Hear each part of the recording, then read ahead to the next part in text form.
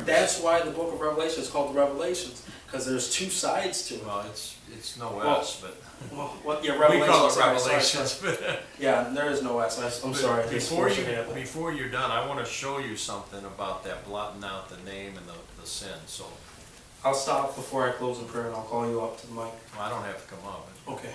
Anyways, so like a flood coming against us, trying to convince God to kill us, to wipe us out.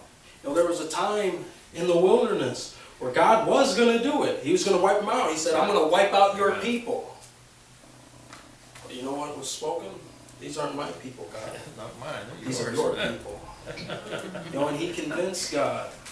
He said, what would people think if you delivered us out of the hand of the Egyptians, brought us into the wilderness, and just wiped us all out? Man, what was it? Man, that's powerful to just stand before God and persuade him and convince him and to tell him, no, you're wrong.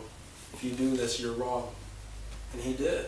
And there have been other times where people have persuaded God, such as Abraham. There's just so many different, Lot, where the angels told him, you got to go here. But he pleaded with them. Now the angels didn't have to listen to him. They were following the orders of God. And so no doubt God allowed him to go to this other place. Not only spared him, but the town that he went to. But Abraham also, when he was negotiating, Yeah, Abraham, when he said, well, if there be 50 that are righteous. He said, okay, fine, if there are 50, I'll spare them. If there are 40, if there are 30, if there are 20, however many. He said, but if there are 10, please, don't get mad at me. If there are 10. People think that we can't make pleas to God, but in Isaiah he said, come, let us plead together. He wants you to come to him, and I don't want to use the word negotiate, but that's the only word I can think of. Right. Is to negotiate with him. And what's to that one? Plead with him. What's that one scripture? Make your petitions known to the Lord. Tell him what you want. With thanksgiving. With thanksgiving. I have a question. During when Jesus was being born in Rome, slaughtered all the new babies. Yeah. Say that again?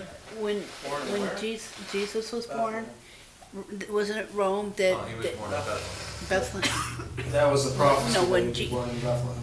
Okay. And that he would be called out of Egypt. That's why he went to Egypt. Yeah, but the wasn't it Rome that sent out the troops to kill all That was the? Herod. Yeah. It was Okay. King Herod. Herod He felt was his a power puppet. was threatened. Herod was a puppet king of Rome. Of Rome. Okay, Rome. Would you say the devil played a big part in The devil that? played a part in all of this. The devil, again, this is going back to killing that promised seed. It said that he was sitting there waiting at Israel for the birth so that he could devour him. Right. When all the children were slaughtered, that was an attempt to kill the Messiah. So he before was his working time. through Rome. Okay. And he was working through everybody. Anybody that lets him. He can work through you today if you let him. He can work through me behind the pulpit. If I'm not right. Right. And then that's why, he's wise. Whether we like it or not. If we didn't have God's mercy and blessing and protection and his hand about us and the blood of Christ protecting us, if he'd have his way with us, it says he goes to and fro seeking whom he may devour, he'd kill you. He doesn't want anything to do with you good. But the We're difference dust is, creatures. Go for it. the difference is that when we come to Christ, we have authority over him. Absolutely. And if you think that he can destroy you, then he will destroy you. Absolutely. His greatest weapon against you is deception. Absolutely. He's the father When of you come to lies. Christ, you now keep him under your feet. Absolutely. Now, if you don't have Christ, I thought so many times, I was just a new Christian, and I knew how many times we learned how to go in the spiritual battle immediately. We learned how to rebuke the devil and to put him under our feet and to bind him. And I thought, just months later, I was saved, and the devil would tempt me to give up. And I said, man, there's no way I'm going to give up. As many times have I defeated the enemy so far, many times I put him under my feet. Imagine what he'll do to me if I don't have that protection. That's I've said many times, I don't fear God, I fear no God.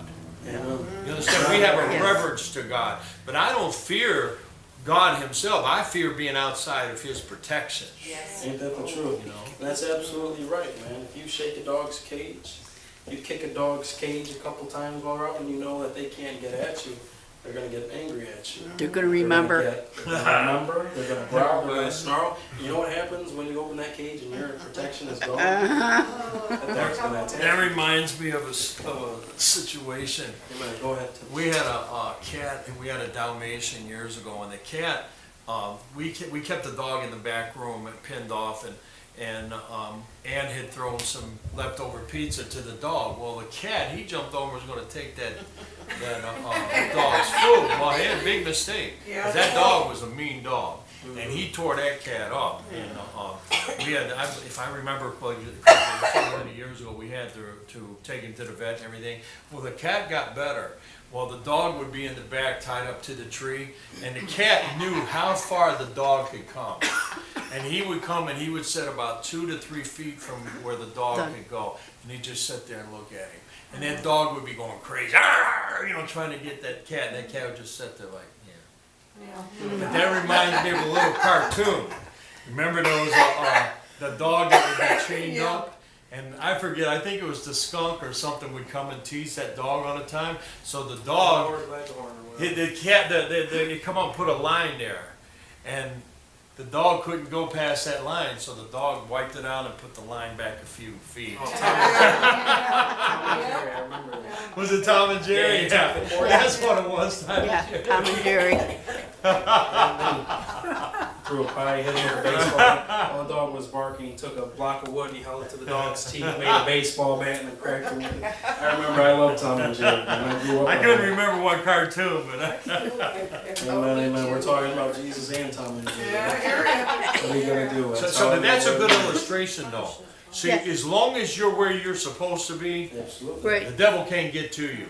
But right. if you get over in his territory, As Then soon as you're, out of you're, the you're protection. open, yeah, you're open game, yeah. you know, he might deceive you into thinking that the line is right here. Well, I got good news. I got a good advice for you. Don't get close to the line. Right, Too many people want to walk the line. You know, I like what Brother Sam Hunt used to say, baby. He'd say, too many people want to straddle the fence. He said, I got news for you. There ain't no fence. Yeah. You know, don't get close to the, don't even try to get to the edge. Stay far away. Yeah, that's absolutely true. And it goes back to what I was saying, don't look, don't taste, don't touch. Keep yourself from it. If you're not sure, it's better safe than sorry. You know, it's not worth your soul. absolutely. I quoted it last week, I think it was, it'd be a shame to live an almost Christian life and almost get into heaven. Yeah. That's tragic, man. That's terrible. Almost Goes only into the counts in 16th verse. horseshoes and hand It grenades. says, and the earth helped the woman, and the earth opened her mouth and swallowed up all the flood which the dragon cast out of his mouth. Now, what does this represent? You know, this represents, I believe it could represent the Gentiles in this passage, that the earth will come to their help. You know, that the people that aren't the chosen, 144,000 or whatever, that the other This would be Christians all will of help. Israel at this point. I think more than that. I think that the world, or that the Christians around the world will rally to their aid. But I love the fact that it says No, that. I believe that this will be a supernatural miracle when the Antichrist and his armies will, right on the verge of destroying Israel. Israel had ran because they knew that the Antichrist had betrayed them. And I believe right as it looks like they have been defeated, Christ will come back and there will be a supernatural opening of the ground to relieve that flood, to prevent them from being drowned. And then Christ will destroy it, and the Antichrist and all his followers. Amen. This is going back into the point where it looks like defeat. That's not something that's uncommon. When it speaks of the Lion of Judah, when the scroll was to be opened, it said, they searched all the heavens and nobody was worthy.